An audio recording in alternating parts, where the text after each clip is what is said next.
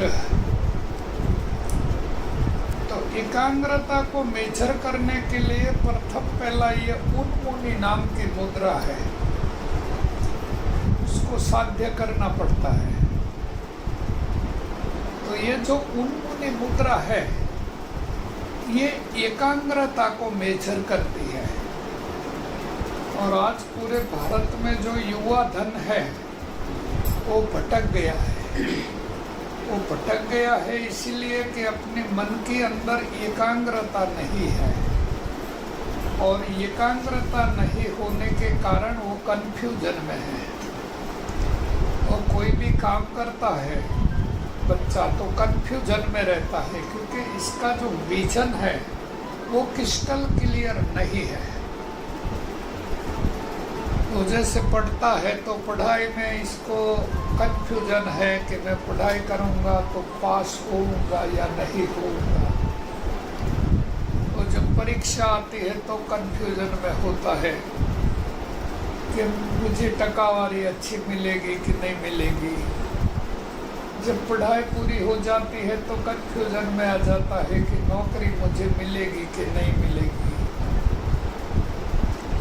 तो ये जो कंफ्यूजन है वो तब दूर होती है कि अभी मान लीजिए कि मेरे पास मर्सिडीज गाड़ी नहीं है, तो मैं पात्र नहीं बना हूँ इसीलिए वो नहीं आई।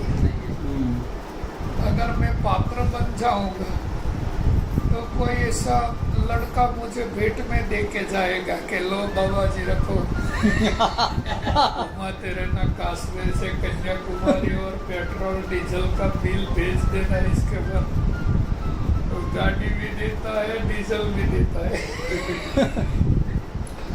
देने वाला खाली गाड़ी नहीं देता है, और डीजल का भी बिल भर देता है।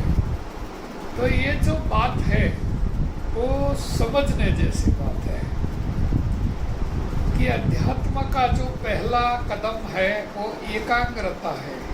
मन का निग्रह नहीं करता है वो बच्चा आगे नहीं बढ़ सकता।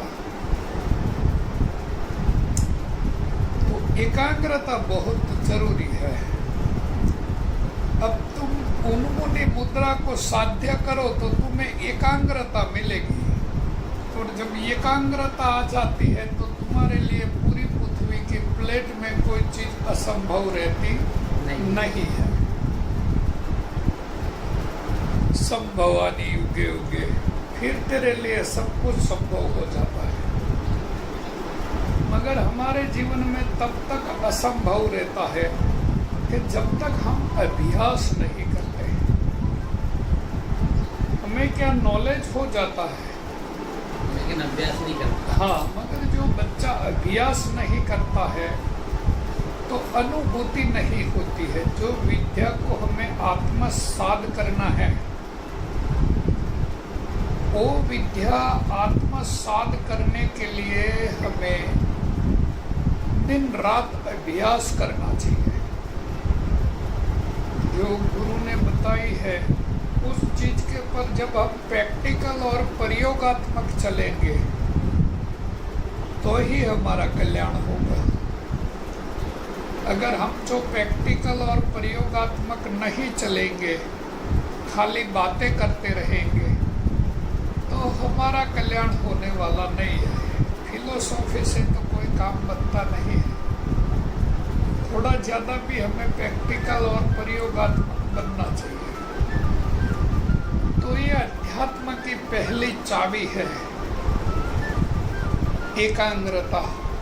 अगर तुमने अपने मन में एकाग्रता को धारण कर लिया तो तेरे लिए पूरी पृथ्वी की प्लेट में सब चीज संभव हो जाएगी। ऐसा अब आज हर बच्चा कंफ्यूजन में है क्योंकि वो भटक गया है, दिशा शून्य हो गया है। तो चलता तो है सुबह से शाम तक, मगर अंधेरे में चलता है,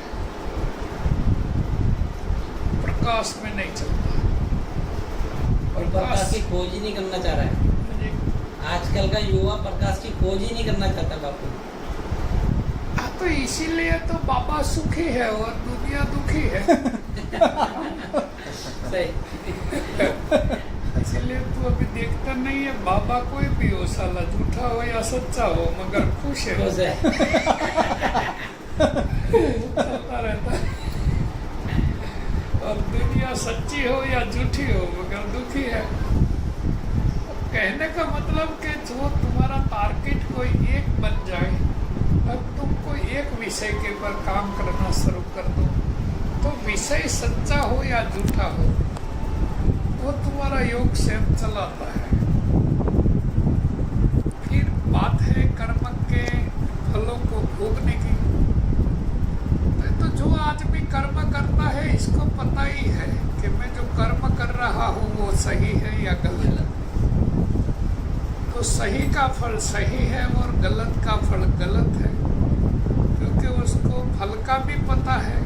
जो आदमी कर्म करता है, इसको फल का भी पता हो जाता है कि भाई अब जो कर रहे हैं ये रॉन्ग है या राइट है। तो हंसी खुशी से करता है, मगर बोध हो जाना चाहिए। बोध खाली सत्य का हो जाना चाहिए, ये इतना पर्याप्त नहीं है। बोध असत्य का भी हो जाना चाहिए, तो कम से कम हम कंफ्यूजन में न रहे। कर्म जो भी करो, तुम अच्छा करो या बुरा करो, मगर फल का बोध हो जाने से वो आदमी हैप्पी रहता है। कोई कहता है कि तेरे कर्म अच्छा नहीं है, गोली मार देंगे, तो वो कहता है मार दे,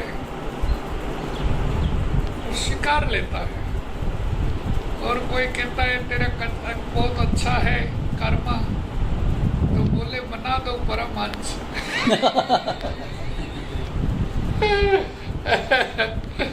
तो यही बात है हंसों और परमहंसों की। तो बापू जो उन्मुनी मुद्रा बोल रहे हो वो कैसे करना चाहिए एकाग्रता के लिए, जो आप बोल रहे ये हो? जो अपने नासिका जी अणि अग्र पर ध्यान करना चाहिए, खुली आंखों से इस तरह से। अच्छा। और क्रम बना के करना चाहिए। आज 1 मिनट, कल 2 मिनट, परसों 3 मिनट, चौथे दिन 4 मिनट, ऐसे 16 मिनट तक करनी चाहिए।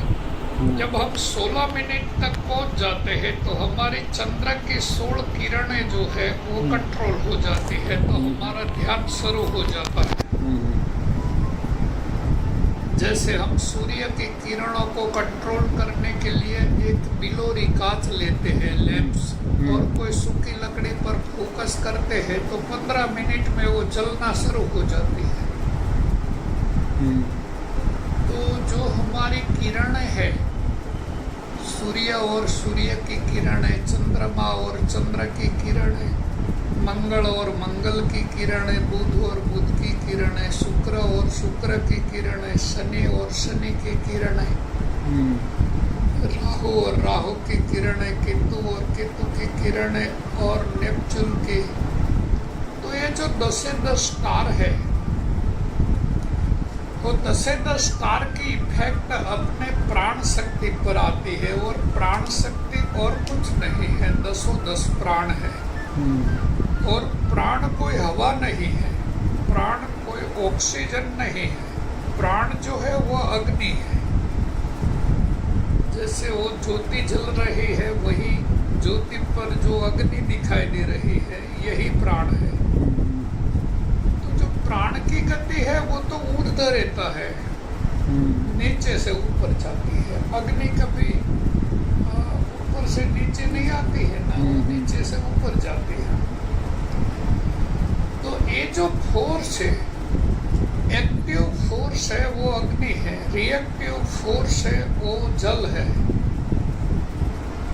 तो ये जो एक्टिव और रिएक्टिव फोर्स है, इसका प्योरीकरण करना है। तो ये जल के सूक्ष्म भाग में से प्राण उत्पन्न होता है, जल के सूक्ष्म भाग में से प्राण उत्पन्न होता है। तो जो हमारा प्राण है वो बाहर से भीतर आता है। तो ये 5 प्राण हैं, प्राण, अपान, समान, व्यान, उदान, नाग, कूर्म, कुकल, देवदत्त और धनंजय, वो उपप्राण है। तो जो प्राण है वो ऊपर से नीचे आता है, अपान है वो नीचे से ऊपर जाता है। तो नाद का जोग जमावी, बीच में सोहम लियो छुपावी, अपान कोले प्राण लगावी, सो समझे सदगुरु की चावी। तो ये जो नाद बूंद का जोग है, ये तुम जमा ही लो सोहम में। सुबह से शाम तक तुम भजन करो सोहम का।